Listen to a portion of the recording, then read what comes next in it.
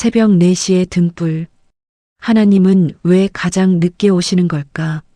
사람들은 하나님은 절대 늦지 않으신다고 말합니다. 그런데 이상하게도요. 제 인생에서 하나님은 늘 가장 늦게 도착하셨습니다. 아들이 죽어갈 때도, 병실 바닥에서 무릎 꿇고 울부짖을 때도, 제발 한 번만 살려달라고 기도할 때도 하나님은 끝내 아무 말씀도 하지 않으셨습니다. 그래서 저는 알게 됐습니다. 사람은 완전히 무너지기 전까지는 자기가 얼마나 하나님을 원망하고 있었는지도 모른다는 거요. 그리고 그 사실을 깨닫게 된 곳이 하필이면 사람을 살리는 병원이었다는 게 참 아이러니했습니다. 새벽 4시, 호스피스 병동의 복도는 너무 조용해서 누군가의 눈물 떨어지는 소리조차 들릴 것 같았습니다. 그리고 그날 402호 호출벨이 울렸습니다. 그 호출벨 하나가 죽어있던 제 믿음을 다시 흔들기 시작했습니다. 저는 그때 몰랐습니다. 그날 병실에서 발견한 낡은 성경책 한 권이 12년 동안 얼어붙어 있던 제 인생을 다시 움직이게 될 줄은요. 새벽 3시 17분이었습니다. 12년 동안 단 한 번도 입에 올린 적 없는 이름을 저는 죽어가는 한 남자의 낡은 성경책 안에서 발견하고 말았습니다. 그리고 그 이름은요.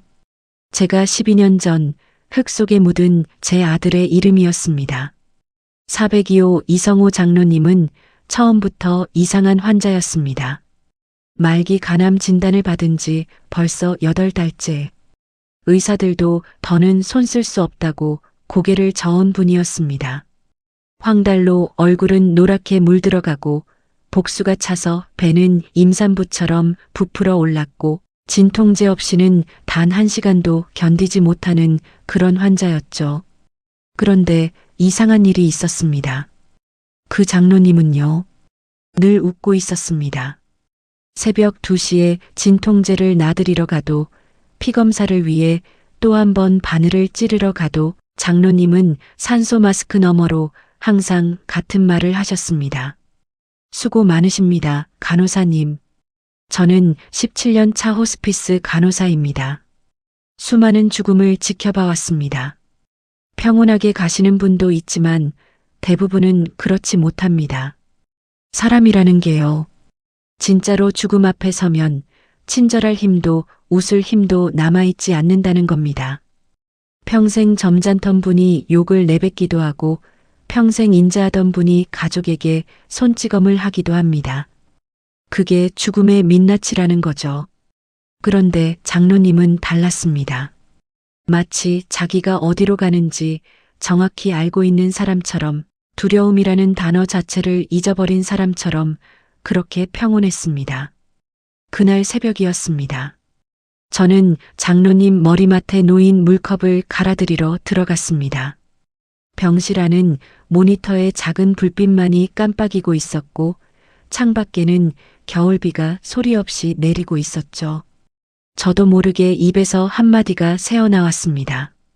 장로님 안 무서우세요? 질문을 던지고 나서 후회했습니다. 죽어가는 환자한테 그게 무슨 질문입니까? 그런데 장로님은 산소 마스크 너머로 아주 희미하게 웃었습니다.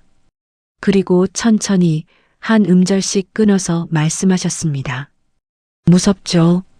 근데 천국이 진짜라는 걸 믿으니까. 그래서 덜 무섭습니다. 천국. 그 단어가 제 가슴을 베고 지나갔습니다. 한때는 저도 그 단어를 누구보다 사랑했던 사람이었습니다. 매일 새벽 기도를 나가고 11조를 어김없이 드리고 주일학교 교사로 봉사하던 그런 사람이었죠. 그런데 12년 전이었습니다.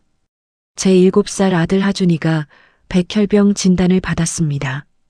교회는 매일 저를 위해 기도했습니다. 목사님은 단상에서 외쳤습니다. 하나님이 반드시 이 아이를 살리실 거라고요. 권사님들은 제 손을 붙잡고 울며 기도했습니다. 저도 정말 믿었습니다. 우리 하준이는 살 거라고. 하나님이 외면하실 리가 없다고. 그런데요. 제 아이는 그 작은 흰색 관 속으로 들어갔습니다. 7살짜리가 들어가기엔 너무 큰 관이었습니다. 그날 이후 저는 기도라는 걸 멈췄습니다. 교회는 가끔 갔습니다. 습관이었으니까요. 하지만 더는 찬송가를 부를 수 없었고 설교 말씀도 귀에 들어오지 않았습니다. 하나님을 완전히 떠나지는 못했지만 그렇다고 다시 사랑할 수도 없는 그런 어정쩡한 상태로 12년을 살아온 겁니다. 그런데 장로님이 다 죽어가는 그분이 산소 마스크 너머로 가느다란 손을 뻗어 제 손등을 붙잡았습니다. 뼈만 남은 손이었습니다. 종이장처럼 얇고 차가운 손이었죠. 그런데 그 손이 제 손등을 꼭 누르며 이렇게 말씀하셨습니다. 간호사님, 하나님 원망해도 됩니다. 숨이 턱 하고 막혔습니다. 이분이 어떻게 아시지? 이분이 어떻게 내 마음을 알고 계시지? 12년 동안 그 누구에게도 말한 적 없는 그 원망의 깊이를 이 죽어가는 분이 어떻게 알고 있는 겁니까? 대신요. 하나님 떠나지만은 마세요. 바로 그 순간이었습니다. 장로님 머리맡에 모니터가 갑자기 비명처럼 울리기 시작했습니다. 삐익. 산소 포화도 80, 75, 70. 수치가 무서운 속도로 떨어지고 있었습니다. 저는 본능적으로 응급벨을 눌렀고 곧이어 의료진이 병실 안으로 쏟아져 들어왔습니다. 당직 선생님의 다급한 목소리, 산소를 더 끌어올리라는 외침, 보호자에게 연락하라는 지시. 모든 게 한꺼번에 쏟아지는 그 아수라장 속에서도요. 장로님은 끝까지 제 손을 놓지 않으셨습니다. 그리고 아주 작은 목소리로 마지막 숨을 짜내듯 이렇게 말씀하셨습니다. 서은의 집사님, 저는 그 자리에서 얼어붙었습니다. 제가 한때 교회 집사였다는 사실을 이분은 어떻게 알고 계셨던 걸까요? 저는 단 한 번도 장로님께 제 과거를 말한 적이 없습니다. 이름표에 적힌 건 그저 간호사 서은의 5글자뿐이었으니까요. 하나님이 아직 집사님 안 떠나셨습니다. 그 말을 끝으로 장로님은 의식을 잃었습니다. 의료진이 심폐소생술을 하는 동안 저는 멍하니 서 있을 수밖에 없었습니다. 손이 떨렸습니다. 12년 동안 단단히 닫아두었던 어떤 문이 누군가의 마지막 숨결에 의해 작은 틈을 만든 것 같았습니다. 장로님은 그날 새벽 끝내 의식을 회복하지 못하고 중환자실로 옮겨졌습니다. 빈 침대를 정리하던 저는 침대 아래로 무언가 떨어져 있는 것을 발견했습니다. 낡은 가죽 성경책이었습니다. 장로님이 늘 머리맡에 두고 있던 표지가 다 닳고 모서리가 해진 그 성경책이었습니다. 저는 무릎을 꿇고 그 성경책을 집어들었습니다. 그리고 무심코 첫 장을 펼쳤습니다. 손이 떨렸습니다. 성경책 맨 앞장에는 누군가의 글씨로 이름들이 적혀 있었습니다. 장로님이 매일 기도하던 사람들의 명단이었던 것 같습니다. 어머니의 이름, 자녀들의 이름, 손주들의 이름. 그런데요, 그 명단의 가장 아래 진하게 눌러쓴 글씨로 한 이름이 적혀 있었습니다. 서아준, 제 아들의 이름이었습니다. 12년 전 그 작은 관 속으로 들어간 제 7살짜리 아들의 이름이 거기에 있었습니다. 저는 그 자리에 주저앉아 버렸습니다. 이게 어떻게 가능한 일입니까? 저는 이성호 장로님을 이번에 처음 본 사람입니다. 우리 하준이가 죽었을 때 다니던 교회와도 아무 상관없는 분이었습니다.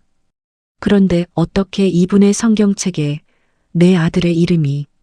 그 순간 저는 깨달았습니다. 이건 우연이 아니라는 것을요. 12년 동안 외면했던 어떤 음성이, 12년 동안 무시했던 어떤 손길이 지금 이 순간 한 죽어가는 노인을 통해 저를 부르고 있다는 사실을요. 그리고 저는 그날 밤 알게 됩니다. 이성호 장로님이 도대체 누구인지, 12년 전 그날 우리 하준이가 떠나던 그날 이분이 어디에 있었는지, 그리고 왜 이 낡은 성경책 안에 내 아들의 이름이 적혀 있었는지를 말입니다. 그 진실은요, 제가 12년 동안 알고 있던 모든 것을 송두리째 뒤집어 놓을 그런 것이었습니다. 12년 동안 저는 혼자였다고 믿었습니다.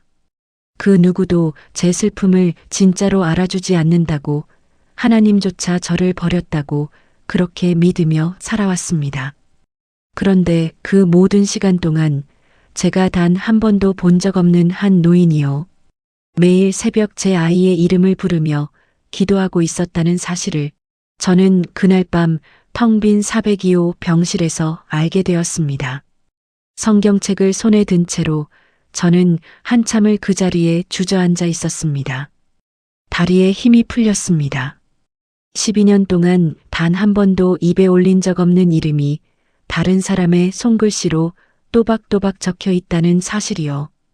그게 어떤 충격인지 아십니까? 마치 단단히 봉인해 두었던 무덤이 누군가의 손에 의해 다시 열리는 것 같은 그런 기분이었습니다. 저는 떨리는 손으로 성경책을 한 장 한 장 넘기기 시작했습니다.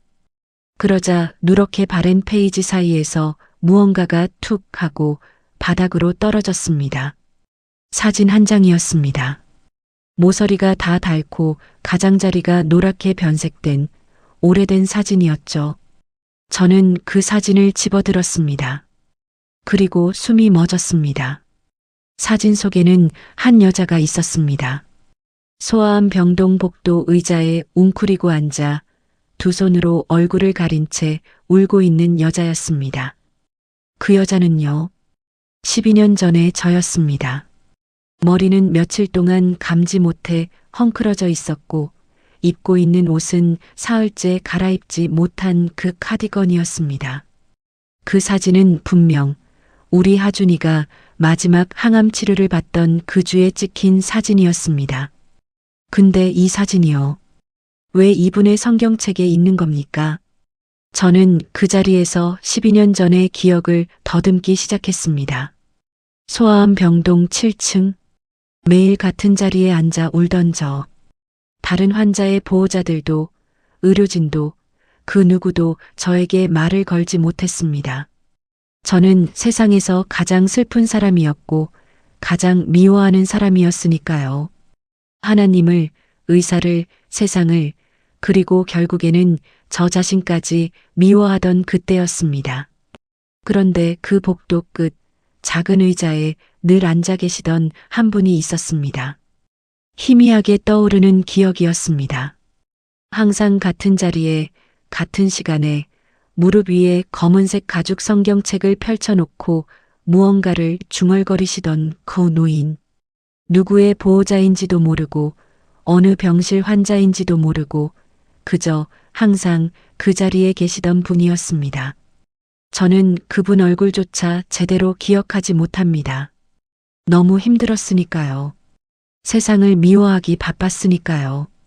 그저 곁눈으로 한두 번 흘낏 봤을 뿐인 그런 분이었습니다.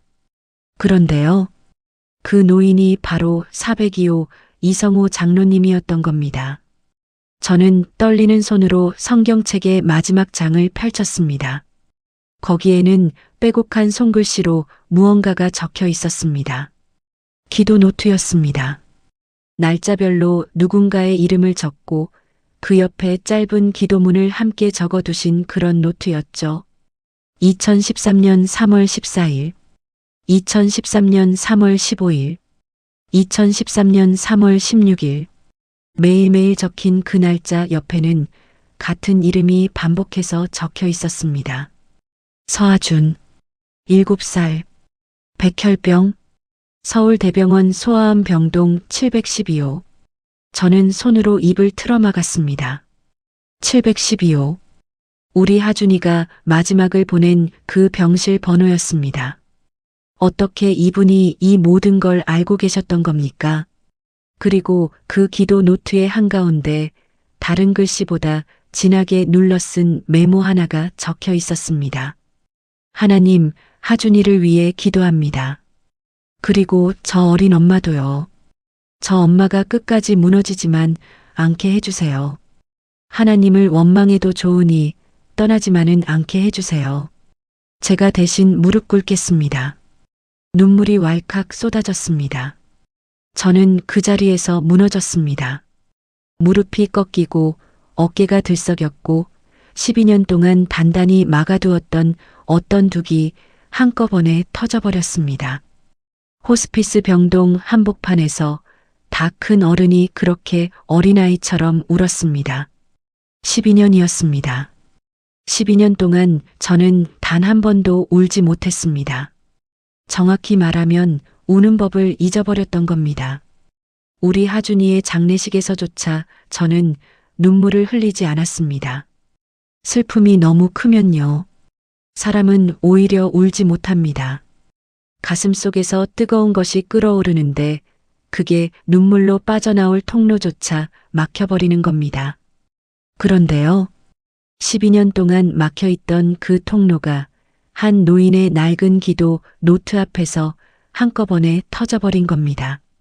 저는 혼자였다고 생각했습니다.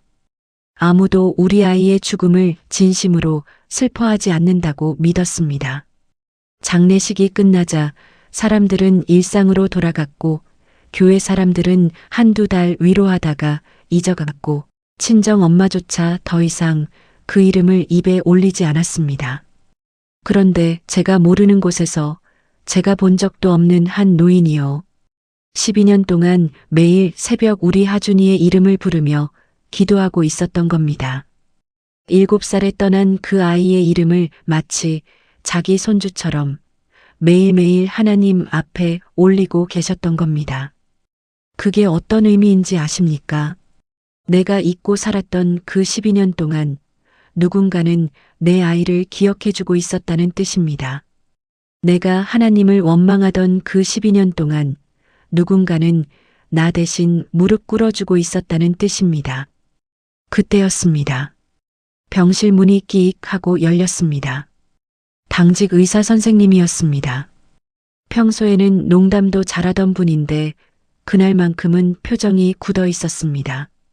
저는 본능적으로 알아챘습니다. 이건 좋은 소식이 아니라는 것을요.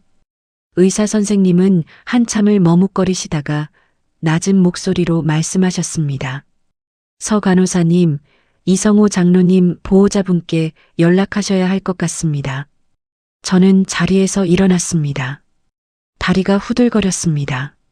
상태가 어떻습니까? 의사 선생님은 잠시 침묵하시다가 한숨을 내쉬며 이렇게 말씀하셨습니다. 오늘 밤을 넘기시기 힘들 것 같습니다. 그리고 한 가지 더 말씀드릴 게 있는데요. 장로님이 좀 전에 잠깐 의식이 돌아오셨거든요. 그런데 자꾸 누굴 찾으십니다. 저는 의사 선생님의 다음 말을 기다렸습니다. 심장이 두근거렸습니다. 서은의 간호사님을 찾으십니다. 꼭 만나야 할 사람이 있다고요. 더 늦기 전에 전해야 할 말이 있다고 하십니다. 저는 성경책을 가슴에 꼭 끌어안았습니다. 그리고 깨달았습니다. 이성호 장로님이 저에게 마지막으로 전하고 싶은 말. 그건 그저 위로의 한마디가 아닐 거라는 것을요. 12년 전 그날 우리 하준이가 떠나던 그 마지막 순간에 도대체 무슨 일이 있었는지, 왜 이분이 그 모든 것을 알고 계셨는지, 그 모든 진실이 이제 막 제 앞에 펼쳐지려 하고 있다는 것을요. 저는 성경책을 든 채로 중환자실을 향해 걷기 시작했습니다. 복도는 길었고 발걸음은 무거웠습니다. 그리고 저는 그 중환자실에서 12년 동안 단 한 번도 들어본 적 없는 충격적인 한마디를 듣게 됩니다. 우리 하준이가 떠나기 전 그 작은 입술로 마지막으로 무엇을 남기고 갔는지에 대한 그 한마디를요. 왜 하나님을 가장 열심히 믿는 사람들이 가장 많이 아파야 하는 걸까요? 12년 전 제가 무릎 꿇고 토해냈던 그 질문을 그날 밤 호스피스 병동 한복판에서 한 젊은 여자의 목소리로 다시 듣게 될 줄은 정말 몰랐습니다. 장로님 보호자에게 연락을 드린 지 1시간도 채 되지 않아 한 여자가 병동 복도를 가로질러 뛰어오는 모습이 보였습니다. 이성호 장로님의 외동딸 이수진 씨였습니다. 30 중반쯤 되어 보이는 단정한 인상의 여자였습니다. 코트도 제대로 여미지 못한 채 신발 한 짝 끈이 풀려 있는 것도 모른 채 그렇게 뛰어왔습니다. 저는 본능적으로 알아챘습니다. 이 사람은 지금 자기 인생에서 가장 무서운 순간을 통과하고 있다는 것을요. 저는 차분히 다가가 인사를 드리려 했습니다. 그런데 그녀가 먼저 제 팔을 와락 붙잡았습니다. 손이 얼음장처럼 차가웠습니다. 왜 이제 연락하세요? 목소리가 떨렸습니다. 분노였습니다. 정확히 말하면 분노로 포장된 두려움이었습니다. 죽음 앞에서 무력한 자식이 할 수 있는 단 하나의 저항. 그건 누군가를 향해 화를 내는 것이거든요. 저는 익숙한 자세로 고개를 숙였습니다. 죄송합니다. 더 일찍 연락드렸어야 했는데. 그러자 그녀가 갑자기 무너지듯 그 자리에 주저앉았습니다. 그리고 두 손으로 얼굴을 가린 채 짐승처럼 울기 시작했습니다. 그 울음소리가 병동 복도를 가득 채웠습니다. 저는 17년 차 호스피스 간호사입니다. 이런 울음을 셀 수 없이 들어왔습니다. 그런데도요. 매번 그 소리는 처음 듣는 것처럼 가슴을 후벼 팝니다. 자식이 부모를 잃는 울음, 부모가 자식을 잃는 울음, 부부가 서로를 잃는 울음. 그 어떤 울음도 익숙해지지 않는다는 거죠. 그녀가 한참을 울다가 갑자기 고개를 들고 저를 노려보았습니다. 그리고 떨리는 목소리로 이렇게 외쳤습니다. 우리 아빠 평생 새벽기도 하루도 안 빠지신 분이에요. 평생 11조 한 번도 안 걸은 사람이라고요. 평생 남욕 한 번을 안 하고 사신 분이에요. 그런데요. 그런데 왜 이렇게 죽어야 되는 건데요? 하나님 믿는 사람이 왜 이렇게 불행해야 하는데요? 병동 복도의 공기가 얼어붙었습니다. 그 말은요. 12년 전 제가 우리 하준이의 무덤 앞에서 토해냈던 그 말과 토씨 하나 다르지 않았습니다. 마치 누군가가 제 일기장을 펼쳐 그대로 읽고 있는 것 같았습니다. 왜 믿는 사람들이 더 아픈 걸까요? 왜 매일 기도하는 사람들이 더 많이 우는 걸까요?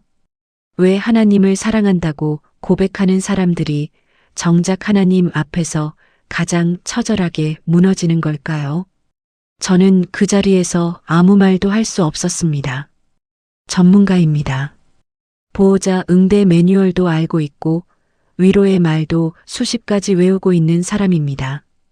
그런데 그 순간 제 입에서는 단 한마디도 나오지 않았습니다. 왜냐하면요. 그녀의 질문에 대한 답을 저 자신이 12년 동안 찾지 못했기 때문입니다. 바로 그때였습니다. 산소 마스크에 가려 거의 보이지도 않던 장로님의 입술이 천천히 움직이기 시작했습니다. 의식을 잃었다고 했던 그분이요. 마치 딸의 울음소리에 응답하듯 무거운 눈꺼풀을 천천히 들어 올렸습니다. 수진아. 목소리가 너무 작아서 산소 마스크의 작은 진동음에 묻혀 거의 들리지도 않았습니다. 하지만 딸은 그 소리를 놓치지 않았습니다. 아빠. 수진 씨는 침대 옆에 무릎을 꿇고 아버지의 손을 두 손으로 감쌌습니다. 뼈만 남은 그 손이 딸의 손 안에서 작은 새처럼 떨고 있었습니다. 장로님은 떨리는 손을 천천히 들어 올려 딸의 얼굴을 어루만지셨습니다. 그리고 한 음절씩 마지막 힘을 짜내듯 말씀하셨습니다. 수진아, 하나님은 우릴 버리신 적이 없다. 수진 씨가 고개를 저었습니다. 눈물이 뚝뚝 떨어졌습니다. 아빠, 그런 말 하지 마. 아빠, 그렇게 평생 믿었는데, 평생 그렇게 살았는데, 왜 하나님이 아빠를 이렇게 만드냐고. 그러자 장로님이 희미하게 웃으셨습니다. 수진아, 잘 들어. 하나님은 우리를 버리신 적이 없어. 다만 우리가 너무 아파서 못 본 거야. 저는 그 말을 듣는 순간 더 이상 그 자리에 서 있을 수 없었습니다. 병실 문을 밀고 복도로 뛰쳐나왔습니다. 다리가 풀려서 벽에 손을 짚고 서야 했습니다. 가슴이 쪼개지는 것 같았습니다. 우리가 너무 아파서 못 본 거야. 그 한마디가요. 12년 동안 제가 외면해왔던 모든 진실을 꿰뚫는 송곳 같은 한마디였습니다. 저는 12년 동안 하나님이 저를 떠났다고 믿었습니다. 그래서 원망했고 외면했고 무시했습니다. 그런데 어쩌면요. 하나님이 저를 떠나신 게 아니라 제가 너무 아파서 그분을 보지 못했던 거라면 12년 동안 늘 거기 계셨는데 제 눈에 흐르는 눈물 때문에 그분의 얼굴을 못 봤던 거라면 저는 복도 한 구석 비상계단 앞에 주저앉았습니다. 그리고 그날 밤 12년 만에 처음으로 하나님을 향해 입을 열었습니다. 기도라고 부르기에는 너무 초라한 한마디였습니다. 그저 떨리는 입술 사이로 새어나온 원망과 그리움이 뒤섞인 그런 한마디였죠. 왜 이제야 오세요? 말이 입 밖으로 나오자마자 12년 동안 막혀있던 무언가가 한꺼번에 무너져 내렸습니다. 저는 그 자리에서 어린아이처럼 울었습니다. 호스피스 간호사로서의 가면도 12년 동안 단단히 두르고 있던 갑옷도 모두 벗겨진 채로요. 왜 이제야 오시냐고요. 우리 하준이 데려가실 때는 어디 계셨어요? 제가 무릎 꿇고 빌 때는 왜 못 들으셨어요?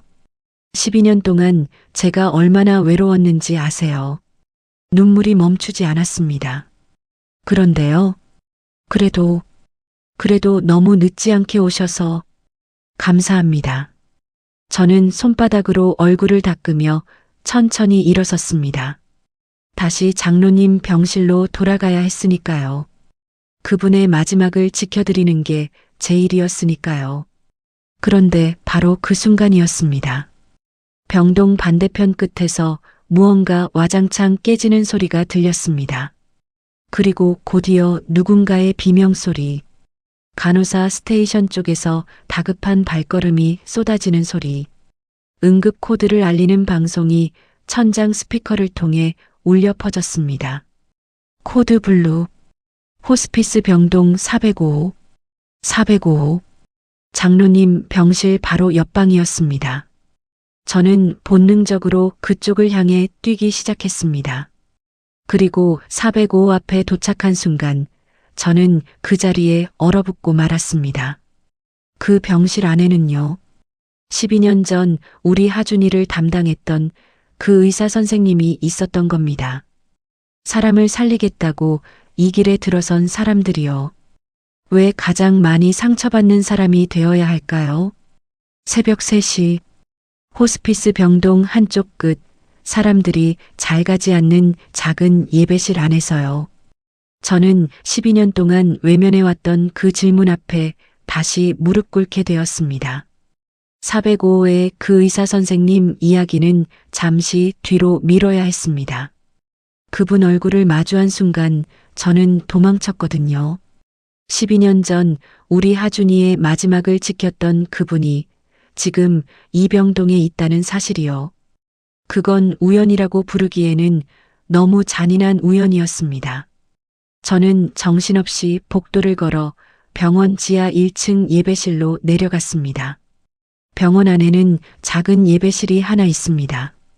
환자 가족들이 잠시 무릎 꿇기도 하고 의료진들이 잠깐 한숨 돌리기도 하는 그런 공간이죠.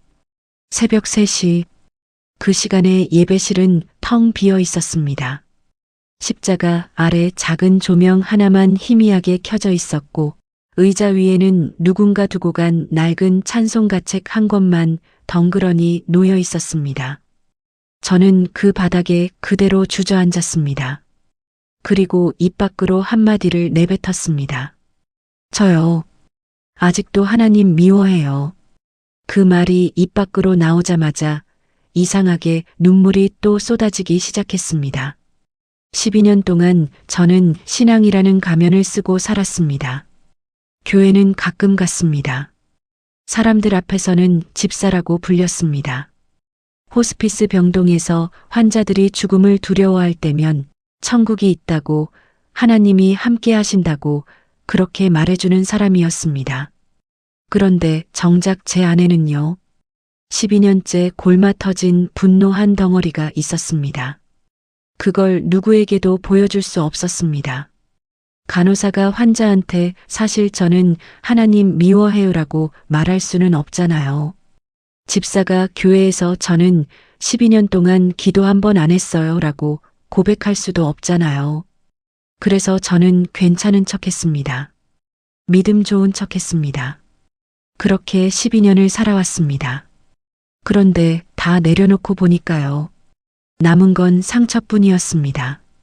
12년 동안 골마온 그 상처가 이성호 장로님의 낡은 성경책 앞에서 결국 터져버린 겁니다. 하나님, 저 진짜 미워해요. 우리 하준이 데려가신 거, 12년 동안 답 안 주신 거, 그리고 지금에서야 이렇게 죽어가는 한 노인을 통해서 저한테 말 거시는 거 다 미워해요. 흐느낌이 새어나왔습니다. 근데요, 그렇게 미워하면서도 왜 자꾸 눈물이 나는 걸까요? 바로 그때였습니다. 예배실 문이 끼익 하고 열렸습니다. 저는 황급히 눈물을 닦았습니다. 누가 들어오면 안 됐거든요. 17년 차 선배 간호사가 새벽에 예배실 바닥에 주저앉아 울고 있는 모습이라니, 그건 정말 보여주고 싶지 않은 모습이었습니다. 그런데 문틈으로 들어온 사람은요, 신규 간호사 민지였습니다. 올해로 입사 8개월 차, 24살, 호스피스 병동의 자원에서 온복이 드문 신입이었습니다. 처음 왔을 때 그 아이가 한 말을 저는 아직도 기억합니다. 사람들 마지막을 지켜주는 일을 하고 싶어서 왔다고요. 그 말이 어찌나 예뻤는지 저는 속으로 이 아이가 오래 버텨주기를 기도했었습니다. 그런데 그 민지가요, 예배실 문 앞에 서서 울고 있었습니다. 선배님, 목소리가 떨렸습니다. 저는 황급히 일어나서 그 아이에게 다가갔습니다. 그리고 그 순간 민지의 손등을 보고 숨이 멎었습니다. 손등이 시뻘겋게 부어 있었습니다. 손가락 사이사이 물집이 잡혀 있었고 손목 아래까지 화상 자국이 퍼져 있었습니다. 누가 봐도 끓는 무언가가 쏟아진 흔적이었습니다. 민지야, 너 손이 왜 이래? 민지가 그 자리에서 무너지듯 주저앉았습니다. 312호 보호자분이요. 환자분 식사 늦게 가져왔다고, 국이 식었다고, 그러면서 그릇째로요. 말을 잇지 못했습니다. 저는 머리가 핑 돌았습니다. 호스피스 병동에서요. 그런 일이 없는 건 아닙니다. 환자를 잃기 직전에 보호자들은요, 누군가에게 그 분노를 쏟아내지 않으면 견딜 수 없거든요. 그래서 가장 가까이에 있는 의료진이 그 분노의 표적이 되곤 합니다. 하지만 이건 너무 심했습니다. 24살짜리 신입 간호사한테 끓는 국을 던졌다니요. 손에 화상까지 입혔다니요. 저는 민지의 손을 살피면서 다급히 응급처치를 시작했습니다. 그런데 민지가 제 팔을 붙잡으며 울먹였습니다. 선배님, 저요. 사람 살리려고 왔는데요. 왜 이렇게 미움받아야 돼요? 그 한마디가요. 제 가슴을 그대로 관통했습니다. 제가 뭘 잘못한 거예요? 그 환자분 마지막 식사 챙겨드리려고 주방까지 2번이나 다녀온 건데요. 그게 왜 잘못이에요? 사람들 살리고 싶어서 이 일 시작했는데요. 왜요? 왜 자꾸요? 사람들이 절 미워해요. 저는 그 아이의 떨리는 어깨를 보면서요. 12년 전 제 모습을 보았습니다. 우리 하준이가 떠나기 일주일 전이었습니다. 항암 치료를 견디지 못한 아이가 새벽에 발작을 일으켰고 저는 정신없이 의료진을 불렀습니다. 그날 당직이었던 어느 신규 간호사가 떨리는 손으로 주사를 놨는데 한 번 만에 혈관을 찾지 못했습니다. 저는 그 자리에서 그 신규 간호사한테 소리쳤습니다. 지금 우리 아이 죽어가고 있는데 도대체 뭐 하는 거예요? 그 간호사는 새파랗게 질려서 도망치듯 병실을 빠져나갔습니다. 12년이 지난 지금까지도요. 저는 그날 그 간호사의 얼굴을 잊지 못합니다. 그 아이도 누군가의 딸이었을 텐데, 사람 살리려고 그 자리에 섰던 아이였을 텐데, 저는 민지를 끌어안았습니다. 처음이었습니다. 후배를 안아준 게요. 17년 동안 저는 누구한테도 어깨를 내준 적이 없는 사람이었습니다. 그런데 그 새벽 예배실에서 저는 처음으로 한 사람의 무게를 받아 안았습니다. 민지야, 내 잘못 아니야. 내 잘못 정말 아니야. 민지가 제 어깨에 얼굴을 묻고 통곡했습니다. 저도 같이 울었습니다. 12년 전 그 신규 간호사에게 차마 사과하지 못한 그 마음으로요. 그리고 12년 동안 단 한 번도 위로받지 못했던 제 자신을 향해서요. 그 새벽 예배실 안에는요. 기도보다 먼저 눈물이 흘렀습니다. 십자가 아래 두 여자가 끌어안고 우는 그 모습이 어쩌면 그 자체로 하나의 기도였는지도 모르겠습니다. 한참을 그렇게 울다가 민지가 떨리는 목소리로 말했습니다. 선배님, 사실 저 오늘 그만두려고 왔어요. 사직서 쓸어요. 저는 그 아이의 두 손을 꼭 붙잡았습니다. 그리고 바로 그때 제 무전기에서 다급한 호출음이 울렸습니다. 이성호 장로님이 마지막 순간을 맞고 있다는 연락이었습니다. 그런데 호출 내용 끝에 저를 얼어붙게 만드는 한마디가 따라붙었습니다. 장로님이 의식이 돌아오신 채로 누군가의 이름을 부르고 계신다는 거였습니다. 그게 제 이름도 따님 이름도 아니었습니다. 12년 전 우리 하준이를 마지막으로 진료했던 바로 그 의사 선생님의 이름이었습니다. 죽음을 앞둔 사람이요. 어떻게 살아있는 사람보다 더 평안할 수 있을까요? 12년 동안 저는 그 질문에 대한 답을 찾지 못했습니다. 그런데 그 답을 한 노인이 자신의 마지막 숨을 내쉬며 제 손에 쪽지 한 장으로 쥐어주고 떠나셨습니다. 장로님의 호출을 받고 병실로 뛰어갔던 그날 밤 이후로요. 며칠이 흘렀습니다. 장로님은 그날 밤을 넘기셨습니다. 의사 선생님의 예상을 뒤엎고요. 하지만 그건 회복이 아니었습니다. 마치 누군가에게 꼭 전해야 할 말이 남아있는 사람처럼 마지막 힘을 짜내고 계신 거였죠. 그 며칠 동안 저는 매일 장로님 곁을 지켰습니다. 12년 전 우리 하준이를 담당했던 그 의사 선생님 이야기는요. 차마 입에 올릴 수가 없었습니다. 장로님께 묻고 싶은 게 너무 많았지만 그분의 남은 시간이 너무 짧다는 걸 알았기 때문입니다. 그러던 어느 새벽이었습니다. 장로님의 호흡이 갑자기 거칠어졌습니다. 산소 포화도가 다시 떨어지기 시작했고 의사 선생님은 이제 정말 마지막일 것 같다고 말씀하셨습니다. 따님 수진 씨가 황급히 병실로 들어왔습니다. 그리고 장로님이 출석하시던 교회의 담임 목사님도 오셨습니다. 목사님은 작은 가방에서 무언가를 꺼내셨습니다. 마지막 성찬식을 준비하신 거였습니다. 잘게 나눈 빵 한 조각, 작은 도자기 잔에 담긴 포도주 한 모금, 그게 전부였습니다. 그 작은 빵 조각과 포도주 한 모금이요. 평생을 신앙 안에서 살아오신 한 노인의 마지막 식탁이었습니다. 목사님이 떨리는 목소리로 기도하셨습니다. 장로님은 산소 마스크를 잠시 내리고 그 작은 빵 조각을 입에 넣으셨습니다. 그리고 떨리는 손으로 포도주 잔을 받아 한 모금 삼키셨습니다. 그 순간 장로님의 얼굴에 미소가 떠올랐습니다. 환자의 얼굴이 아니었습니다. 두려움에 사로잡힌 얼굴이 아니었습니다. 마치 평생 기다려온 누군가를 드디어 만나러 가는 사람의 얼굴이었습니다. 이제 곧 집에 가겠네요. 장로님의 그 한마디예요. 저는 결국 참았던 눈물을 터뜨렸습니다. 집에 간다고요. 이분은 지금 죽음을 향해 가시는 게 아니라 진짜 집으로 돌아가시는 분의 표정을 하고 계셨습니다. 평생을 타지에서 떠돌다가 드디어 어머니가 기다리는 고향집 문 앞에 도착한 사람의 얼굴이었습니다. 저는 17년 차 호스피스 간호사입니다. 수백 명의 마지막을 지켜봤습니다.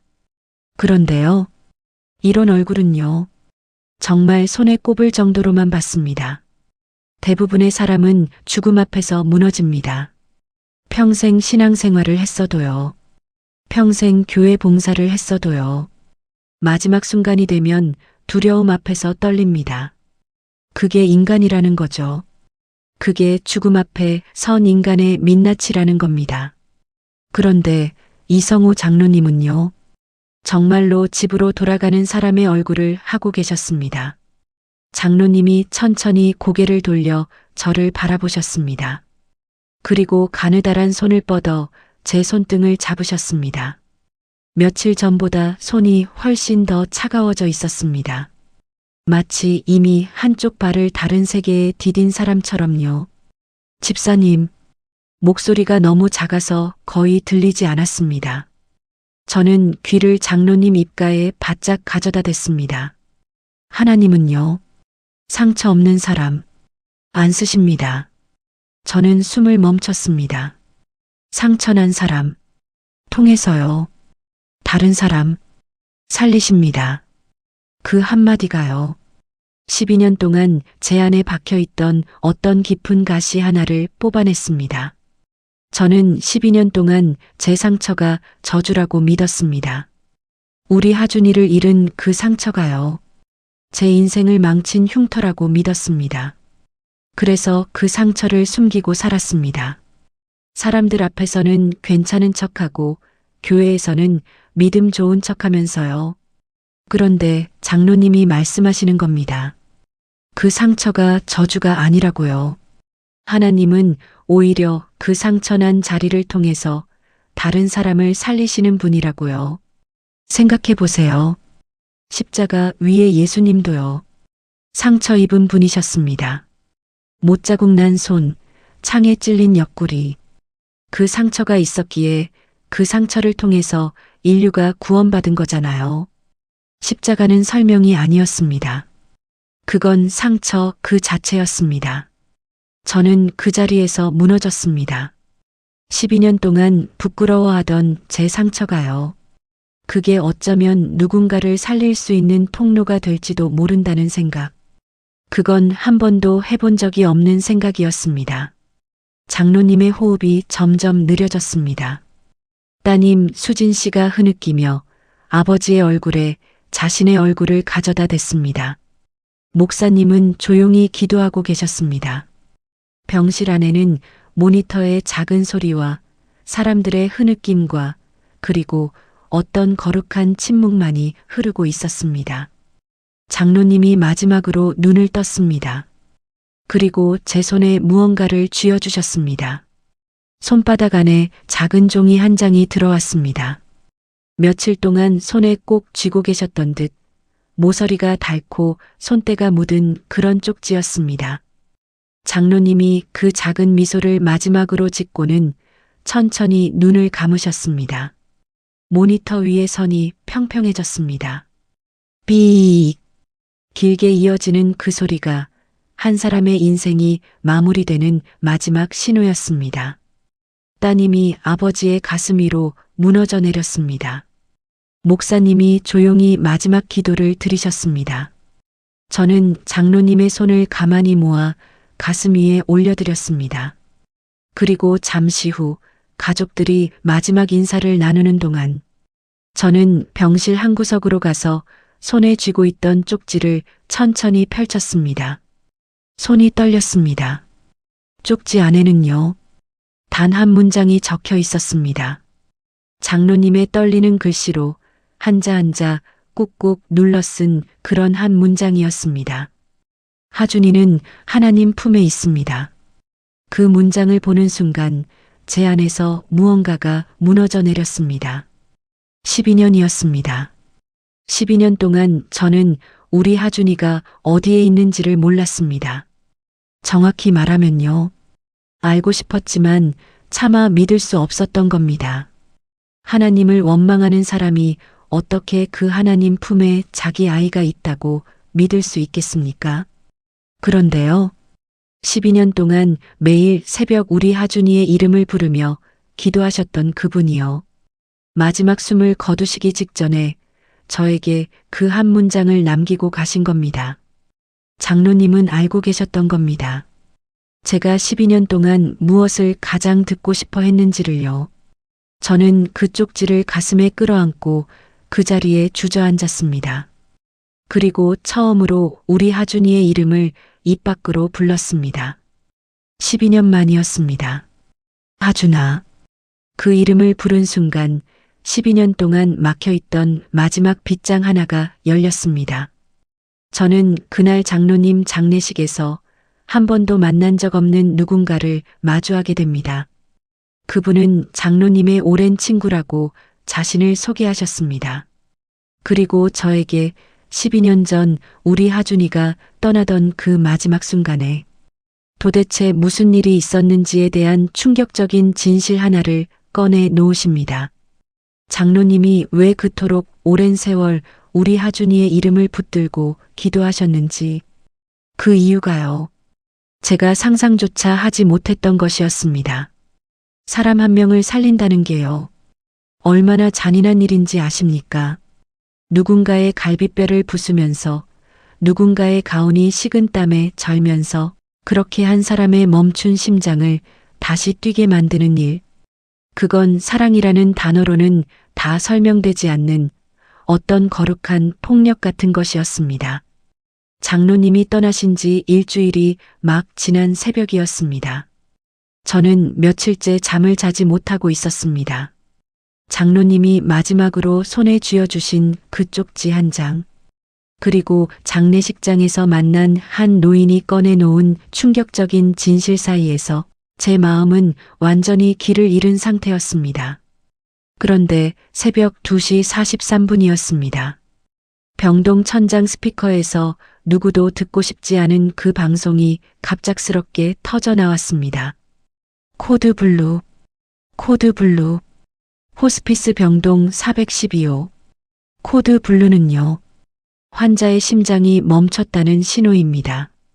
그 두 단어가 천장 스피커에서 울리는 순간부터 병원 안에 있는 모든 의료진은 본능적으로 그 병실을 향해 달리기 시작합니다.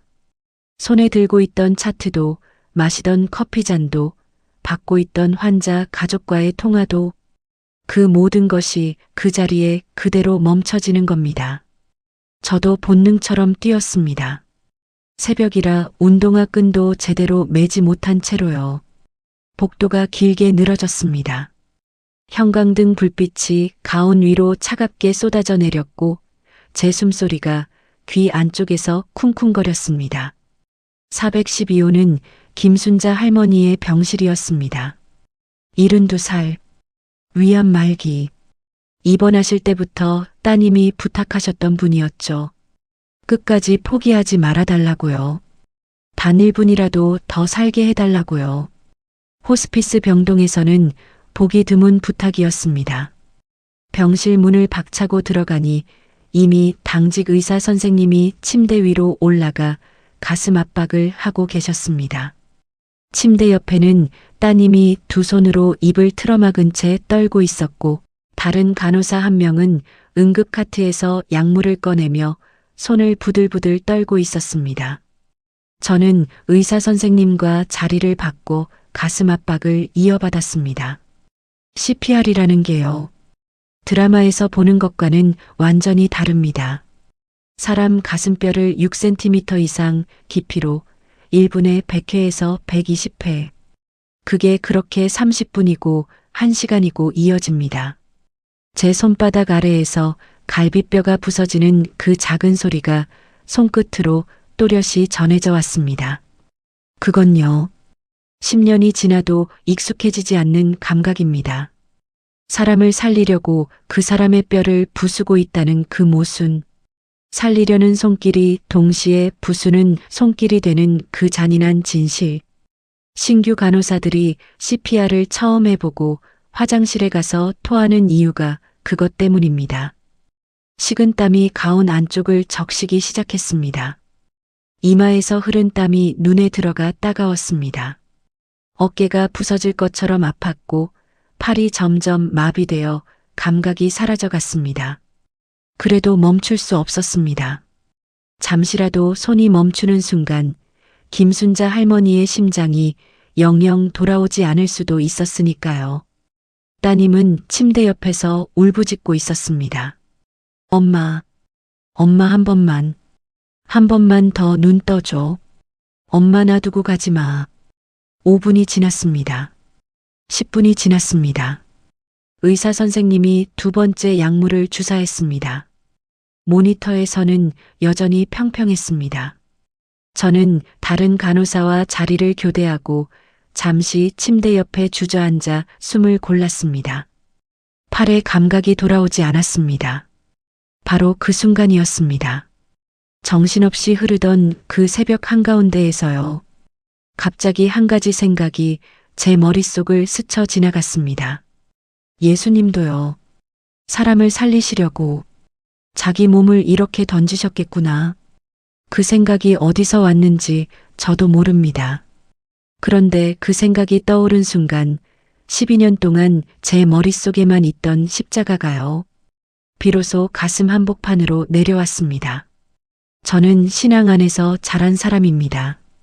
십자가라는 단어를 평생 수천 번 들었습니다. 그런데 그 십자가가요.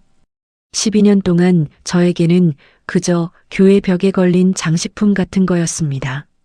설명되지 않는 종교적 상징, 그 이상도 그 이하도 아니었습니다. 그런데 그 새벽 412호 한가운데에서요. 한 사람을 살리기 위해 다른 사람의 등과 어깨와 팔이 부서지는 그 광경 속에서 저는 처음으로 깨달았습니다.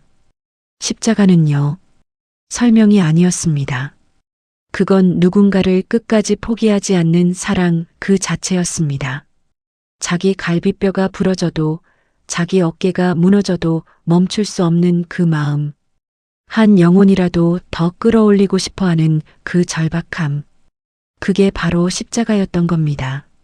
저는 다시 침대 위로 올라가 가슴 압박을 이어받았습니다. 15분이 지났습니다. 20분이 지났습니다. 25분. 보통 이쯤 되면 의사 선생님은 사망 선언을 고려합니다. 그런데 그날따라 의사 선생님은 포기하지 않으셨습니다. 그분도 본능적으로 알고 계셨던 것 같습니다. 이 환자에게는 아직 시간이 남아있다는 것을요. 그리고 30분이 막 지나려던 순간이었습니다. 모니터 위에 작은 파형 하나가 천천히 올라왔습니다. 삐삐. 작고 가느다란 그러나 분명한 그 소리. 한 사람의 멈췄던 심장이 다시 뛰기 시작한다는 그 신호. 의사 선생님과 저 그리고 옆에 서 있던 동료 간호사가 동시에 그 자리에 얼어붙었습니다. 삐삐삐. 심박이 천천히 안정되기 시작했습니다. 산소 포화도가 한 칸씩 천천히 올라왔습니다. 닫혀있던 김순자 할머니의 입술이 미세하게 떨리기 시작했습니다. 따님이 그 자리에 무너지듯 주저앉았습니다. 그리고 그 병실 안에서요. 이상한 풍경 하나가 펼쳐졌습니다. 의사 선생님이 두 손으로 얼굴을 가린 채 어깨를 들썩이며 울고 계셨습니다. 옆에 있던 신규 간호사가 침대 끄트머리를 붙잡고 흐느꼈습니다. 그리고 저는요. 식은땀에 흠뻑 젖은 가운을 입은 채로 부들부들 떨리는 팔로 침대 난간에 엎드린 채 울고 있었습니다. 병실 안 풍경은 단 하나였습니다. 매일 환자 가족들한테 욕먹고 무시당하고 끓는 국에 손이 데이고 사직서를 가슴에 품고 새벽마다 무너지던 사람들이요. 그 모든 사람이 한 사람을 또 살려냈다는 그 이유 하나만으로 어깨가 들썩이게 울고 있는 그 풍경이었습니다. 그게요. 우리가 매일 이 자리에 서는 이유였습니다. 저는 그날 처음 깨달았습니다. 왜 17년 동안 이 호스피스 병동을 단 한 번도 떠나지 못했는지를요. 왜 우리 하준이를 잃은 그 끔찍한 자리로 매일 아침 다시 돌아와 다른 사람들의 마지막을 지켜주는 일을 계속하고 있는지를요. 그건 단순한 직업이 아니었습니다. 그건요. 12년 전 제가 살리지 못한 우리 하준이의 마지막 숨결을 향한 끝나지 않은 어떤 사랑의 연장이었습니다. 제가 끝까지 붙잡지 못한 그 작은 손을 대신해서 다른 누군가의 어머니를, 다른 누군가의 자식을, 다른 누군가의 남편을 단 1분이라도 더 붙잡고 싶어 하던 그 간절한 마음이었던 겁니다. 장로님이 남기신 그 말이 다시 떠올랐습니다. 하나님은 상처 없는 사람을 쓰지 않으십니다. 상처난 사람을 통해 다른 사람을 살리십니다. 제 12년 묵은 그 상처가요. 어쩌면 누군가의 멈춘 심장을 다시 뛰게 만드는 그런 손이 될 수 있다는 사실을 저는 그 새벽에 처음으로 알게 되었습니다. 김순자 할머니는 그날 새벽 의식을 회복하셨습니다. 그리고 따님과 사흘 동안 마지막 인사를 충분히 나누신 뒤에 평화롭게 떠나셨습니다. 그런데요. 그 사흘 사이에 김순자 할머니가 의식이 또렷한 상태로 저에게 한 가지 부탁을 하셨습니다. 그 부탁이요. 12년 전 우리 하준이가 떠나던 그 마지막 순간과 너무나도 닮아 있어서 저는 그 부탁을 듣자마자 그 자리에서 다리가 풀려 주저앉아 버렸습니다. 그리고 저는 그 부탁을 들어드리는 과정에서요. 12년 동안 단 한 번도 알지 못했던 우리 하준이의 마지막 한마디를 마침내 듣게 됩니다. 그 한마디는요. 제가 평생 상상조차 해본 적 없는 그런 한마디였습니다. 12년이었습니다. 12년 동안 저는 하나님이 제 기도를 쓰레기통에 던져버리셨다고 믿었습니다. 우리 하준이가 떠나던 그 마지막 새벽 무릎이 까지도록 빌고 또 빌었던 그 모든 기도가요. 어느 우주의 빈 곳을 떠돌다가 그대로 사라져버린 줄 알았습니다. 그런데요. 한 노인의 장례식 날 저는 그 12년 묵은 믿음이 통째로 뒤집어지는 한마디를 듣게 됩니다. 장로님 장례식은 그분이 평생 다니시던 작은 교회에서 치러졌습니다. 겨울비가 추적추적 내리는 날이었습니다. 교회 마당에 은행나무가 노란 잎을 다 떨군 채 검은 가지만 남아 있었고 그 가지 사이로 비가 가늘게 내리고 있었습니다. 저는 검은 정장을 입고 그 빗속을 가만히 서 있었습니다. 호스피스 간호사로 17년을 일하면서요. 환자분 장례식에 직접 참석하는 일은 거의 없었습니다. 매일 죽음을 마주하는 사람이 매번 그 죽음의 끝까지 따라가게 되면 그 무게에 사람이 견디지 못하거든요. 그래서 저희는 보통 병원에서 작별 인사를 드리고 그걸로 끝내는 게 일반적이었습니다. 그런데 장로님의 장례식만큼은요. 갈 수밖에 없었습니다.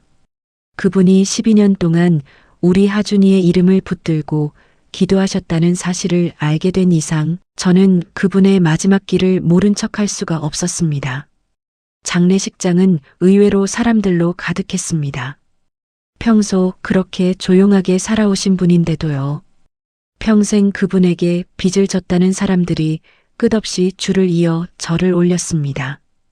어떤 분은 노숙자 시절 장로님이 매일 따뜻한 밥을 챙겨주셨다고 했고 어떤 분은 IMF 때 가게가 망해 죽으려고 했던 자기를 살려준 분이라고 했습니다. 저는 그제야 알았습니다. 장로님이 12년 동안 매일 새벽 기도하셨던 그 이름들이요. 우리 하준이만이 아니었다는 것을요.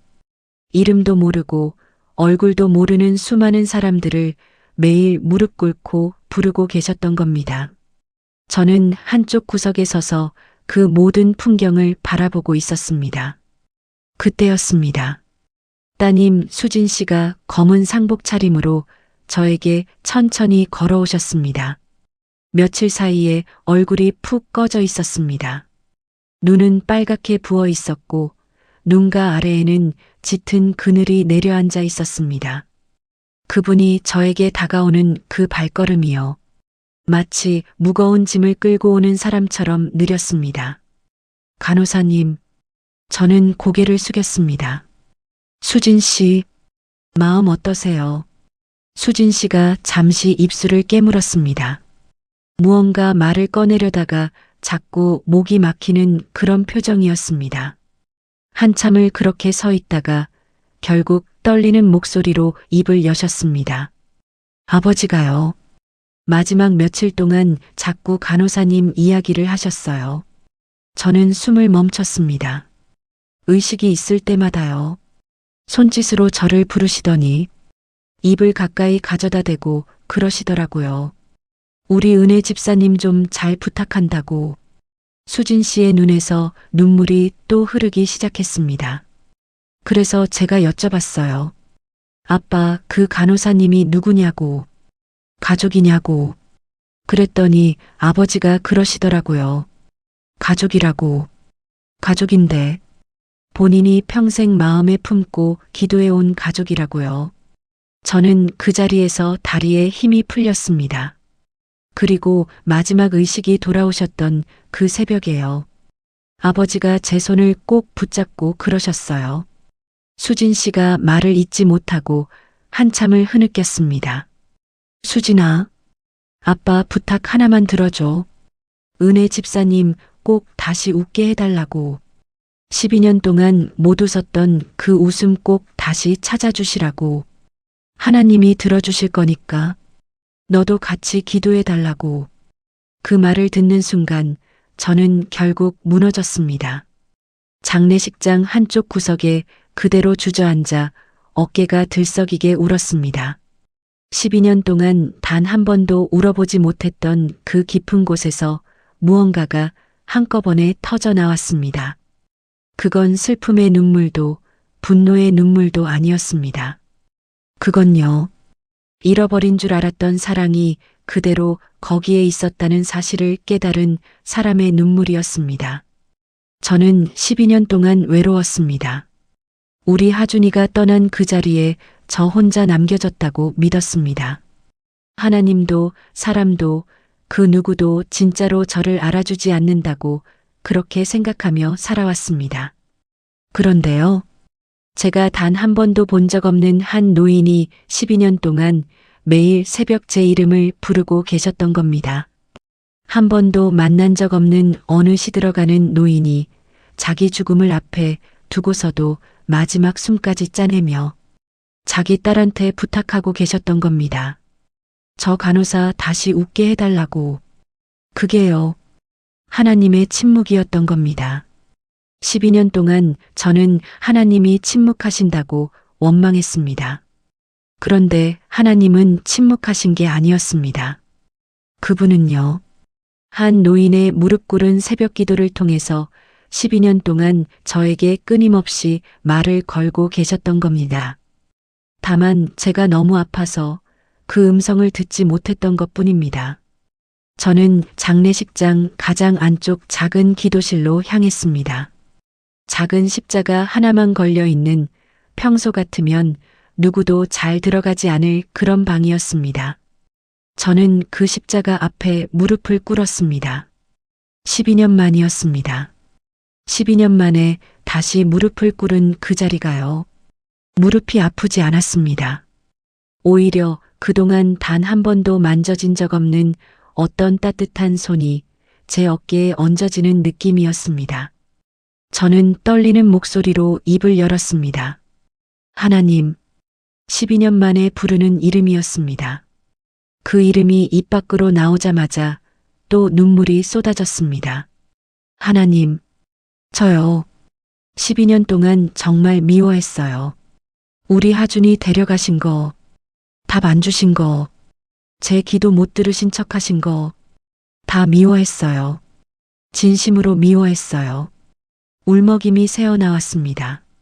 근데요, 하나님이 진짜 한 번도 저를 안 떠나셨다는 거, 그 노인을 통해서 매일 새벽 제 이름 부르고 계셨다는 거, 그거 이제 알았어요. 너무 늦게 알았어요. 저는 손등으로 눈물을 닦았습니다. 하나님, 저 다시 시작해 볼게요.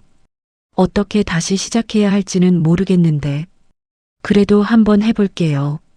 그러니까 저 손 좀 잡아주세요. 저 진짜 12년 동안 너무 외로웠어요. 그 기도가 끝나는 순간이었습니다. 가슴 한복판에서요. 마치 오랫동안 닫혀있던 어느 집 대문이 끼익하고 열리는 것 같은 그런 감각이 들었습니다. 12년 동안 떠돌던 어린 영혼 하나가요. 드디어 자기 집으로 돌아온 것 같은 그런 따뜻함이었습니다. 저는 그 자리에서 한참을 무릎 꿇고 있었습니다. 그리고 그 기도실을 나오는 길에요. 따님 수진 씨가 저에게 다가와 봉투 하나를 건네셨습니다. 아버지가 간호사님께 꼭 전해달라고 하셨어요. 본인이 떠난 다음에 꼭 직접 손에 쥐어드리라고요. 저는 그 봉투를 받아들었습니다. 가벼웠습니다. 그런데 이상하게 그 가벼운 봉투의 무게가요. 제가 평생 들어본 그 어떤 것보다 무겁게 느껴졌습니다. 봉투 표면에는 장로님의 떨리는 손글씨로 단 2글자가 적혀 있었습니다. 은혜에게. 저는 그날 밤 집으로 돌아와 그 봉투를 열었습니다.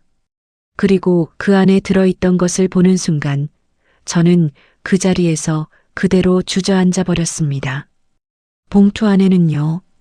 12년 전 우리 하준이의 마지막 순간을 담은 단 한 사람만이 가지고 있을 수 있는 어떤 기록 하나가 들어 있었습니다. 그리고 그 기록을 다 읽고 난 다음 저는 깨달았습니다. 이성호 장로님이 도대체 누구였는지를요. 12년 전 그 새벽에 그분이 어디에 있었는지를요.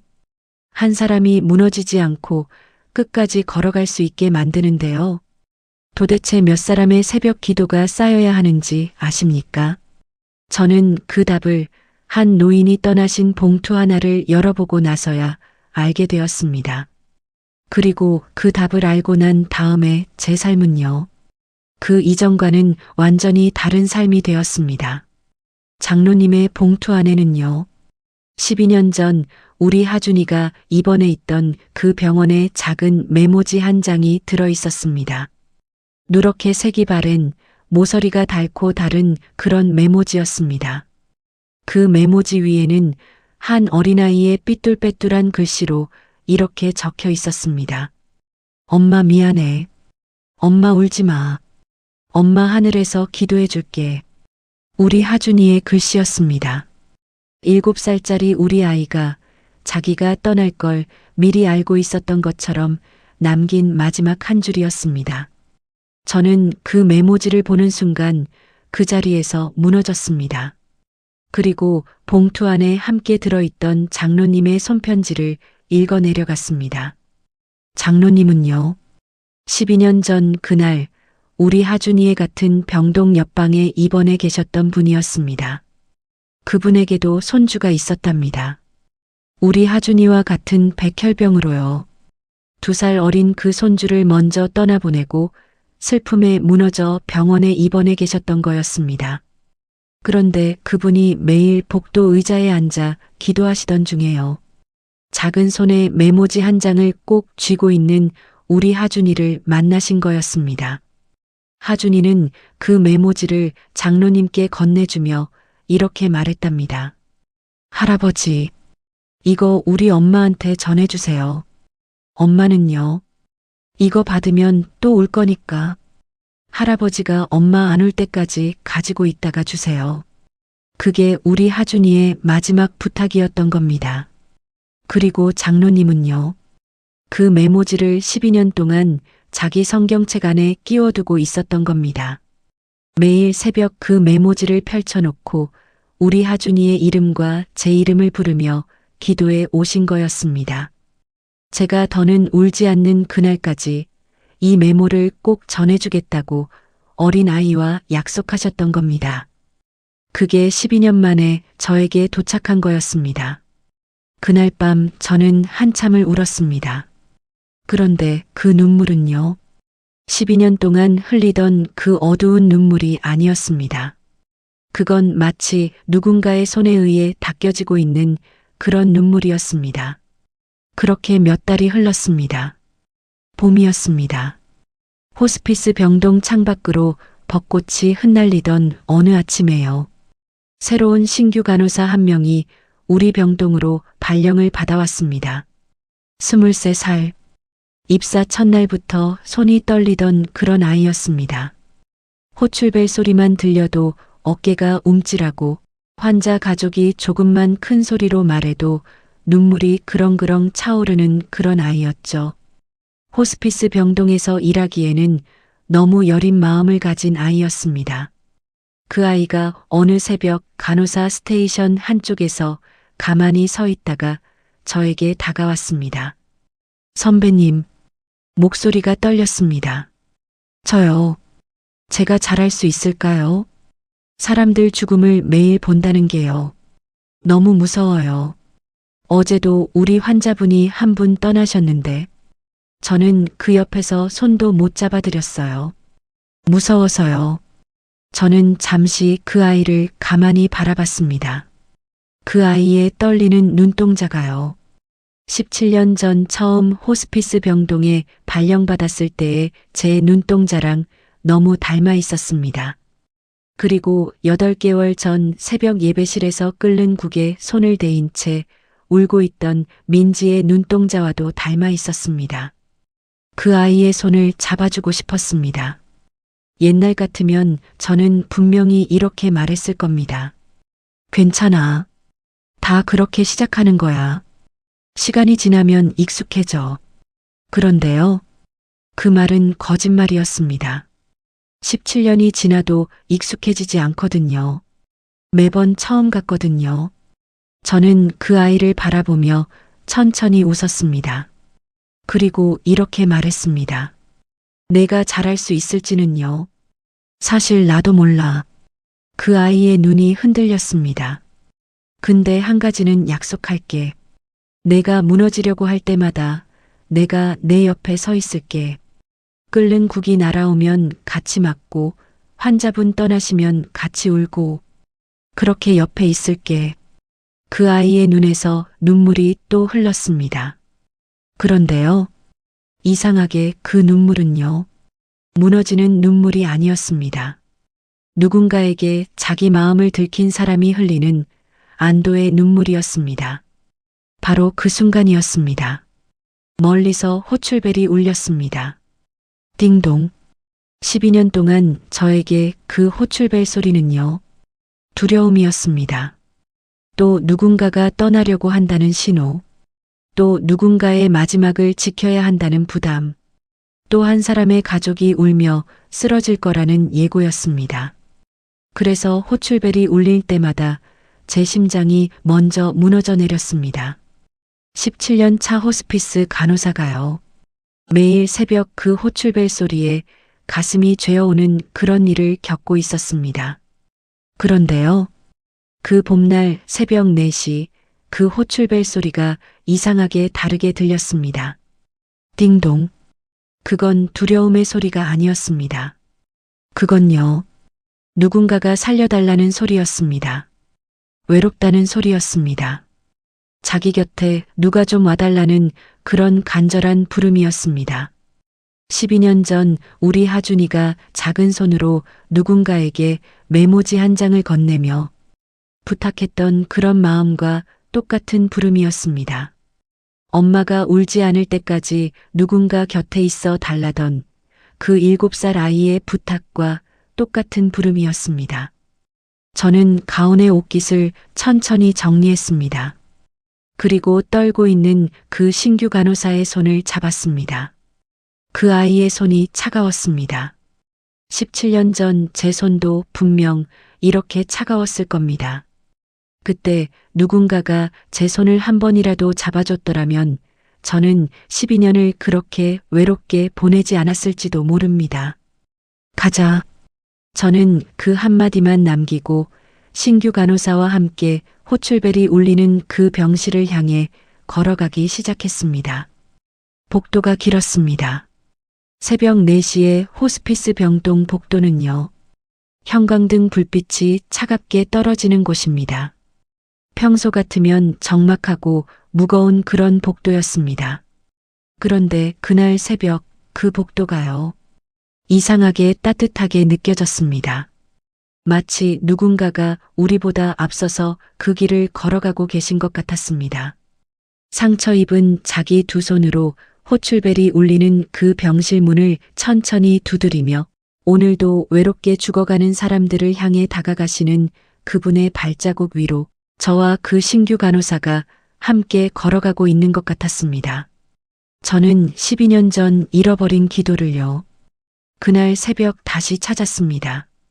잃어버린 줄 알았는데 사실은 한 노인의 새벽 무릎 위에 12년 동안 고스란히 살아있었던 그 기도를요. 그리고 이제는요. 그 기도가 다시 제 입술에서 흘러나오기 시작했습니다. 매일 새벽 4시 호출벨이 울릴 때마다요. 오늘 이야기가 마음에 닿으셨다면 구독과 좋아요, 알림 설정으로 함께 해주세요. 당신의 작은 관심 하나가 오늘 새벽 어딘가에서 무너지고 있는 한 사람의 손을 다시 잡아주는 그런 따뜻한 등불이 될지도 모릅니다. 그리고 혹시 지금 이 영상을 듣고 계신 분 중에요. 12년 전에 저처럼 가슴 깊은 곳에 누구에게도 말하지 못한 상처를 안고 살아가고 계신 분이 있다면 꼭 기억해 주세요. 당신이 모르는 어딘가에서 누군가가 오늘도 당신의 이름을 부르며 기도하고 있을지도 모릅니다. 그리고 그 기도가요. 반드시 당신에게 닿게 되어 있다는 사실을요.